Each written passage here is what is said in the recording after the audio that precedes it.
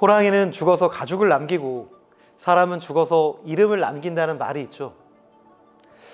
위인들의 명성은 그들이 세상을 떠난 뒤에도 오래 남아 다음 세대에게 감동을 주고 또 다른 업적을 쌓을 수 있도록 도움을 주기도 하는데요. 유학의 문을 연 반개 유영원, 그 또한 시대를 넘어 후배 실학자들에게 가르침을 전했다고 합니다. 오늘 전북학당에서는 반개 유영원의 후학이라고 할 수 있는 전북 순창의 실학자 신경준 선생님을 함께 알아보겠습니다.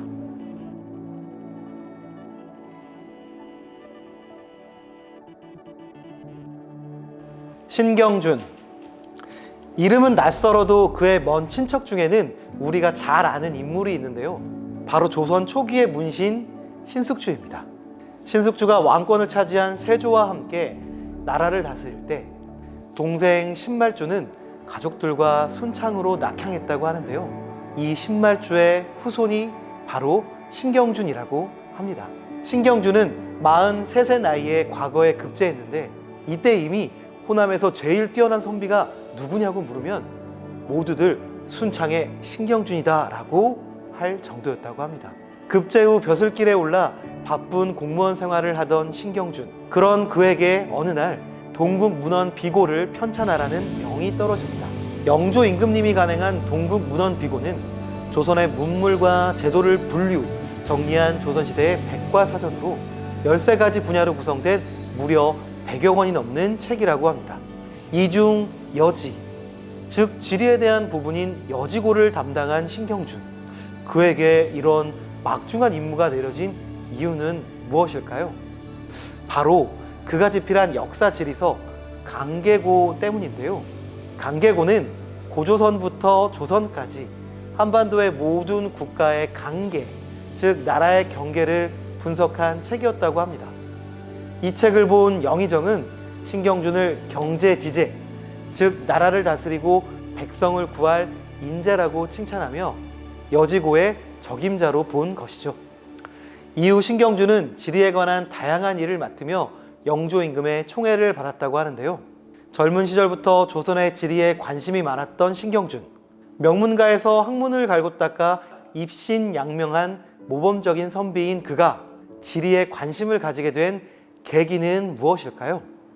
17세기 조선, 개혁의 바람과 함께 실용적이고 현실적인 학문, 실학이 등장하던 때 신경준 또한 시대의 흐름에 따라 우리 학문, 즉 국학을 연구하기 시작합니다. 그렇다면 실학과 국학은 어떤 관련이 있었을까요? 17세기는 실학자들이 본격적으로 유교 경전에서 벗어나 학문적인 독립성을 확보하기 시작하던 시기입니다. 유학 속에 도덕이나 윤리가 아닌 지리, 경제, 풍토 같은 부분을 중시하게 된 것입니다. 그 결과 실학은 과학적, 민족적인 학문을 추구하게 되었습니다.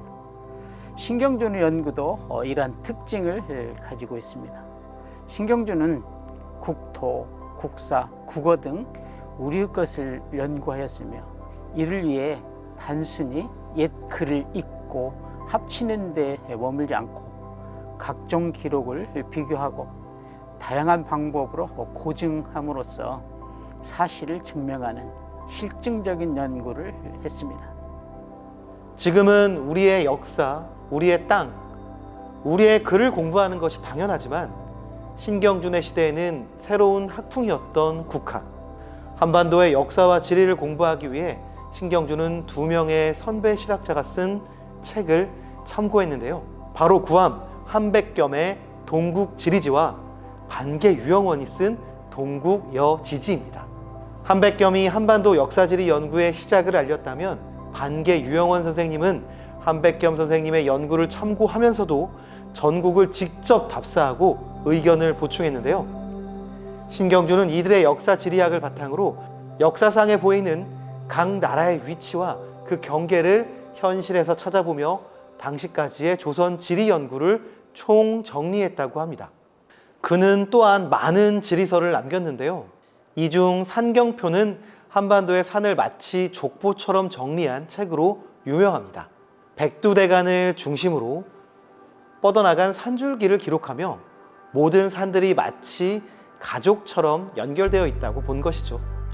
또한 신경주는 한글 연구에도 큰 업적을 남겼다고 합니다. 바로 훈민정음의 음운연구서, 훈민정음 운해가 바로 그것입니다. 글자는 많지 않으나 극히 널리 쓰이며 쓰기가 매우 편하고 또한 배우기가 매우 쉽다. 천만 언어로 모든 것을 형용하며 마음이 통할 수 있게 되어 있다. 이것은 옛 성인이 미처 탐구하지 못한 바이고 천하에 없었던 일이다. 정음은 우리나라에만 혜택을 준 것에 머물지 않고 천하, 성운 대전이라 할 수 있다. 훈민정음의 위대함을 깊이 이해했던 신경준. 훈민정음 운해는 문자의 분석에서 나아가 실용적이고 과학적인 방법으로 한글의 음운을 연구했는데요. 자음을 표기할 때 목구멍에서 시작해 어금니에서 혀, 이, 입술까지 실제로 소리가 나는 순서에 따라 분류하였고 각 지방 사투리의 차이를 기록하기도 했습니다. 이처럼 신경준의 학문은 늘 현실, 그리고 현실에서의 쓰임이 강조되었다고 합니다. 국학에 대한 많은 전문 연구서를 남긴 신경준. 그가 남긴 책들을 살펴보면 평범한 백성들을 위한 실용 서적도 아주 많았다고 합니다. 수레의 적극적인 개발을 주장한 차제책, 꽃과 나무의 재배법을 기록한 순원 화훼 잡설, 여지고를 바탕으로 한반도의 길을 정리한 도로고, 선박과 운송에 대한 논선거비어, 송사를 위한 기구, 수차에 관한 수차 도설 등 이중 도로고는 그의 지리 연구에 기술을 더한 책이었는데요. 도로고는 전국 8도의 산과 강, 바다 근처의 길까지 각각의 도로를 위치와 용도에 맞게 구분하여 기록하였습니다. 여기에 해상 교통까지 고려하여 바다의 밀물과 썰물, 기상 현상을 기록하였으며 읍의 경계에서부터 인근 가명과 서울까지의 거리, 각 읍별 시장의 위치까지 정리했다니 조선시대의 내비게이션이나 다름없었을 것 같습니다. 이처럼 신경준이 사람이 다니는 길, 도로에 주목한 이유는 무엇이었을까요? 예, 조선 후기는 전국적인 시장권이 형성되면서 상품 유통이 활성화되는 시기였습니다. 특히 이 시기는 도로의 중요성이 그 이전에 비해서 훨씬 높아진 때로 후일, 박제가 등 여러 실학자들이 수레의 중요성을 강조한 이유도 여기에 있습니다. 신경준은 이러한 현실을 반영하여 학술적인 지리 연구에서 나아가 실제적인 활용까지도 연구한 학자라고 할 수 있겠습니다. 그런 까닭으로 맹자가 이는 편안한 집이고 의는 바른 길이다 라고 하였다. 집과 길은 인과 의와 같아서 길과 집을 대조하여 말하면 길의 중요함이 집보다 높다고 할 것이다. 우리 것에 대한 학문에서 시작해 우리 민족을 위한 학문까지 실제적이고 실용적인 학문을 탐구하는데 그 평생을 바친 여암 신경준. 그가 태어나고 숨을 거두었던 순창의 고택에서 그 실용의 가치를 느껴볼 수 있을 것 같습니다.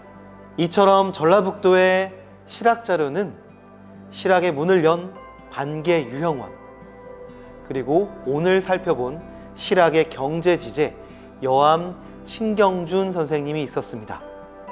그리고 한 분 더, 전북 고창에 아주 특별한 학자가 남았는데요. 다음 전북학당에서는 온 생애에 걸쳐 방대한 지식을 기록한 이재 황윤석 선생님을 만나보도록 하겠습니다.